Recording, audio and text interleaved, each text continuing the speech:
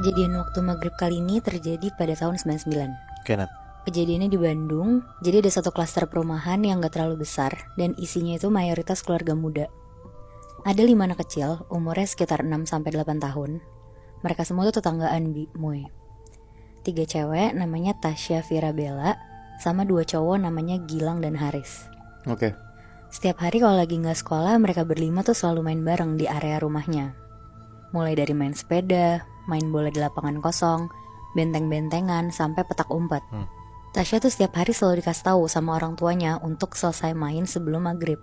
Pokoknya tuh gak boleh banget deh, dan Tasya tuh selalu nurut sama orang tuanya. Sampai akhirnya Gilang tuh bilang ke teman-temannya ini, main petak umpet yuk. Padahal ya, pada hari itu tuh udah jam 5:30 sore, tapi langit tuh masih lumayan cerah. Tasya akhirnya bilang ke mereka, aku kalau jam segini harus pulang ke rumah, soalnya mama papaku bilang gak boleh main di luar rumah maghrib-maghrib. Ngedenger itu Gilang tuh ketawa-tawa, terus bilang ke mereka, itu tuh cuma tahayul doang tahu, main mah main aja, emang kenapa? Ya sebenarnya di geng itu yang takut tuh cuma Tasya doang, Moy. Yang lainnya iya-iya aja karena gak pernah dikasih tau hal yang sama juga sama orang tuanya. Akhirnya Bella sama Vira ngeyakinin Tasya di situ dengan bilang, ya udah nggak apa-apa sekali-sekali Tasya, kan mama papa kamu juga lagi pergi, jadi mereka nggak tahu. Terus mulai nih akhirnya mereka main berlima.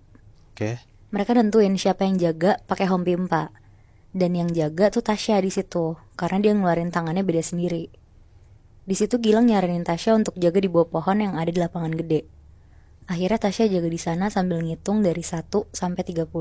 Sorry, Tasya nih yang tadi disuruh menyokapnya pulang sebenarnya ya? Iya bener, Oke, Bi. terus?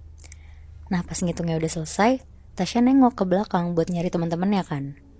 Tapi yang anehnya, pas Tasya nengok ke belakang tuh mendadak sekitarnya tuh bukan lingkungan rumahnya, Moy. Tapi kayak hutan yang banyak banget pohonnya. Di situ Tasya kaget banget dan langsung lari buat nyari teman-temannya. Dia teriak-teriak manggil temannya satu-satu, tapi nggak ada tanda-tanda dari temannya juga. Sampai akhirnya Tasya tuh ngeliat kayak ada nenek-nenek jalan di depan dia. Terus Tasya langsung lari dan nyamperin nenek itu kan. Sambil ngos-ngosan dia tuh nanya, "Nek, maaf ini di mana ya? Kok tiba-tiba aku di sini?" Nenek itu cuma diem aja sambil tetap jalan ke depan.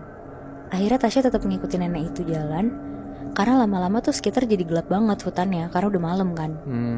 Jadi akhirnya Tasya ngikutin nenek itu terus. Nah sekarang nih balik lagi ya ke point of view-nya teman-temannya yang lagi ngumpet. Si Gilang sama yang lainnya tuh ngerasa, kok Tasya lama banget ya jaganya, kenapa dia gak nyariin mereka semua. Akhirnya karena udah mulai azan maghrib juga, mereka semua balik ke tempat pohon Tasya jaga tadi. Semua itu kaget banget Moy, karena ngelihat Tasya udah gak ada di bawah pohon itu. Sebenarnya yang paling panik di situ tuh Gilang, karena dia kan yang maksain Tasya main menjelang maghrib gini kan. Mereka berempat tuh sempat diem dulu di bawah pohon itu. Bella sama Vira teriak-teriak nyari Tasya juga gak ketemu. Sampai akhirnya mereka tuh ke rumah Tasya, karena mereka tuh mikir mungkin Tasya takut dimarahin jadi dia pulang duluan. Oke. Tapi tuh pas udah sampai rumahnya, mbaknya Tasya tuh bilang kalau Tasya tuh belum pulang juga. Mampus. Akhirnya mereka panik banget tuh berempat, mana orang tuanya Tasya juga belum pulang kan. Akhirnya mereka dibantu sama mbaknya nyari Tasya keliling perumahan, sampai lapor ke satpam juga buat bantu nyari Tasya. Nah sekarang kita balik lagi nih ke Tasyanya. Jadi selama dia perjalanan ngikutin nenek-nenek ini, Tasya tuh bingung Moy. Dia nangis sambil jalan, karena di sekitarnya dia tuh ngelihat makhluk-makhluk aneh gitu Moy. Kayak ada anjing lari tapi kepalanya manusia.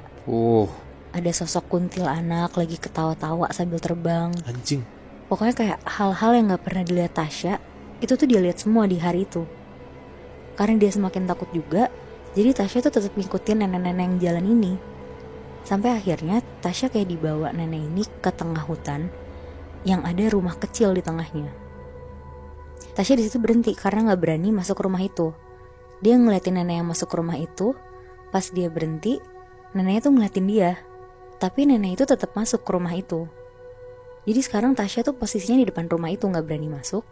Dia duduk di tanah sambil nangis-nangis dan berdoa buat bisa pulang. Tapi kayak seakan-akan si nenek ini sebenarnya ngajak Tasya buat masuk ke rumahnya gitu ya? Iya, tapi tuh diem aja gitu loh Oh, gak ngomong apa-apa. Jadi gak ngomong apa-apa. Dan Tasya pun takut ya buat masuk ke situ ya? Bener. Terus. Nah pas si Tasya lagi nangis-nangis, tiba-tiba tuh ada suara dari belakang Tasya. Suaranya tuh laki-laki sambil ngikutin dia nangis, kayak ngejek gitu loh Moibi. Ya anjrit. Nah Tasya di situ langsung berdiri, terus dia lari buat ngetok rumah nenek-nenek itu. Tapi tuh gak dibukain sama nenek itu. Tasya akhirnya lari kabur, balik ke arah pohon dia tadi. Selama Tasya lari, Tasya tuh dikejar-kejar sama sosok-sosok yang serem banget. Ada pocong, genderuwo, sampai binatang-binatang gak jelas juga ada di kanan kiri dia. Wah bangsat. Sampai akhirnya Tasya tuh udah gak kuat banget, dia akhirnya pingsan. Dan bangun-bangun tuh udah terang hutan itu. Dia balik lagi jalan, teriak-teriak nyari orang-orang juga gak ada. Pokoknya selama Tasya di dalam hutan itu, Tasya udah ngelewatin berapa malam gitulah di sana. Dan dia juga udah pasrah banget akhirnya. Nah sekarang kita balik lagi ke point of view teman-temannya ya. Mereka semua tuh akhirnya nungguin orang tuanya Tasya di rumahnya Tasya. Sampai Bella Vira tuh juga udah nangis-nangis karena takut Tasya diculik sama orang jahat. Karena kan mereka juga ya yang yakinin Tasya buat ikutan main. Sekitar jam 7 malam, akhirnya orang tuanya Tasya tuh pulang. Mereka semua langsung minta maaf dan nyeritain kejadian yang barusan terjadi. Karena anak-anak ini pada belum pulang, jadinya orang-orang tua mereka tuh datang ke rumah Tasya, Moy. Jadinya ini tuh sekarang kayak lagi didiskusiin gimana baiknya buat nyari Tasya. Tapi orang tua Vira tuh yakin kalau sebenarnya Tasya ini tuh gak hilang karena diculik manusia, tapi diculik sama makhluk lain. Karena tuh kan pas banget ya timingnya pas lagi maghrib. Orang tuanya Tasya tuh juga sebenarnya mikir itu. Karena alasan mereka ngelarang Tasya buat main maghrib-maghrib kan karena takut Tasya hilang diculik makhluk halus. Mamanya Tasya di situ udah nangis-nangis karena takut anaknya tuh nggak bisa ditemuin lagi. Semua teman-temannya Tasya juga udah nangis di situ. Pokoknya situasi udah nggak kondusif sampai akhirnya papanya Vira ngajak ngobrol papanya Tasya dan bilang kalau dia tuh punya kenalan yang rumahnya di kampung belakang perumahan mereka. Dia bilang kalau orang ini tuh sakti dan bisa mulangin Tasya. Akhirnya karena udah bingung, papanya Tasya tuh setuju buat manggil orang ini. Sekitar jam 8 malam, Pak Tono namanya, mulai ritual untuk bisa ngeliat Tasya di mana. Pokoknya singkat cerita dia bilang kalau Tasya tuh dibawa sama genderuwo ke alam mereka. Tasya masih hidup dan diselamatin sama Pak Tono, dibawa balik ke alam kita. Pak Tono tuh langsung lari keluar ke arah pohon tempat Tasya terakhir hilang. Ternyata Tasya tuh udah di sana dalam keadaan pingsan. Langsung digendong ke rumahnya, dibaca-bacain doa, disiram air yang udah didoain juga, dan gak lama Tasya tuh sadar. Wow. Tapi walaupun cuman hilang 2 jam, sebenarnya Tasya di alam itu udah bisa berhari-hari gitu, Nat. Iya bener, Bi. Makanya dia kan sampai udah pasrah juga kan akhirnya.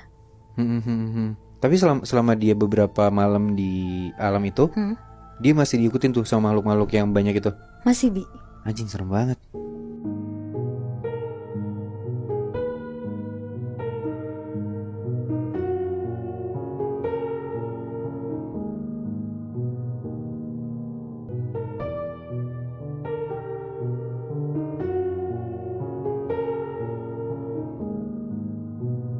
Waktu maghrib